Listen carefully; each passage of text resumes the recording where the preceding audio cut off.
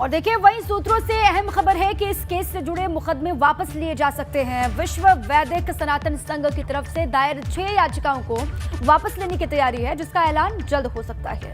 बिल्कुल, देखिए केस के वादियों का दावा यह है कि इस मसले में राष्ट्र विरोधी ताकत सक्रिय हो सकती है। उन्हें इस बात का शक है, इस वजह से राष्ट्रहित में केस वापस लिया जा सकता है। इतना ही नहीं, विश्व वैदिक सनातन संघ के पदाधिकारियों ने इस केस में राष्ट्र विरोधी ताकतों द्वारा फंडिंग की आशंका भी जताई है।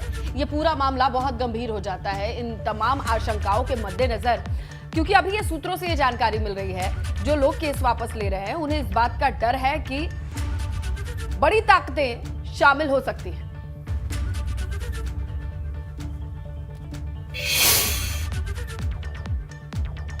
तो क्या चल रहा है काशी में, इस पूरे मामले को लेकर के हम रुक करते हैं हमारे सहयोगी नीतीश पांडे का और जानकारी लेते हैं। नीतीश, ये सूत्रों के हवाले से कई तरीके की जानकारी आ रही है, जिसमें वादी और कई केसेस के वापस लेने की खबर पर ये जानना चाहेंगे। जो आरोप लगाए जा रहे हैं, जिस बात की आशंका जताई जा रही है कि इसमें बड़ी शक्तियां शामिल हो सकती हैं, कितना स्ट्रांग है ये पूरा मामला अगर ऐसा होता है तो?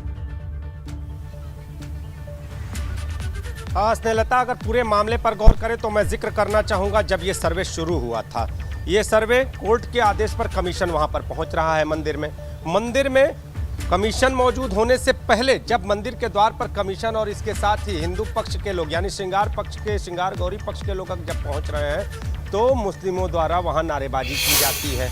इसके बाद पक्ष अंदर पहुंचता है और वहां पर सर्वे पूरा नहीं हो पाता और दूसरे दिन फिर सर्वे की टीम वहां पर पहुंचती है और सर्वे नहीं हो पाता है। अब इसके बाद इन्हीं दोनों के बीच में कोर्ट कमिश्नर को बदले जाने की मांग भी होती है प्रतिवादी पक्ष द्वारा, लेकिन यहां पर भी कोर्ट में मामला होता है और कहा जाता है कि 9 तारीख को दोनों ओर से लोग आएं और कोर्ट में अपना पक्ष रखें।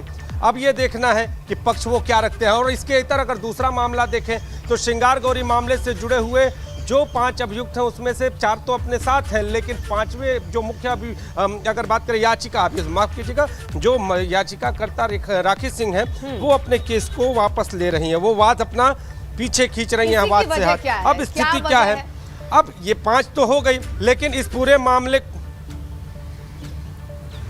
अगर वजह की बात कर ले तो इसके पीछे की वजह अभी साफ नहीं हो पाई है। लगातार जो अन्य याची हैं हम उनसे पूछ रहे हैं तो उनका ये कहना है, कैमरे के पीछे तो वो कह रही है कि ऐसा हो सकता है, लेकिन कैमरे के सामने वो कह रही है कि हमारी बातचीत नहीं हो पाई है, अभी उनसे संपर्क हम साध रहे हैं। लेकिन इसके इतर एक तीसरा और मामला सामने है। एबीपी गंगा के पास सूत्रों के हवाले से बड़ी खबर है कि इस पूरे मामले पर देश विरोधी ताकतें सक्रिय हो गई हैं, बड़ी संख्या में फंडिंग की जा चुकी है और कहीं ना कहीं माहौल खराब करने की बड़ी साजिश हो सकती है। ऐसी आशंका को देखते हुए इस पूरे मामले में जो विश्व वैदिक सनातन संघ द्वारा जो 6 वाद दाखिल किए गए हैं वो 6 के 6 वाद वापस लिए जा सकते हैं। आज इनका ऐलान हो सकता है। आपको बता दें, एबीपी गंगा के पास सूत्रों से ये खबर है कि जो विश्व वैदिक सनातन संघ के लोग हैं वो भयभीत हैं कि कहीं हमारे पीछे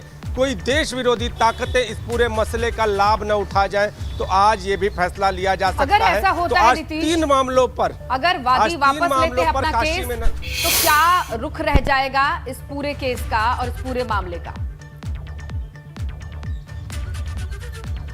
स्नेहा, अगर रुख की बात कर ले तो ये पूरा मामला कहीं ना कहीं हाइप पर है। आप देखिए, अगर आप मुहाने पर पहुंचकर पीछे आते हैं तो भी बड़ी बात है, क्यों आते हैं ये बड़ी बात है। क्या सिर्फ और सिर्फ राष्ट्रहित और देशहित की बात कहना ही तो काफी नहीं हो जाता?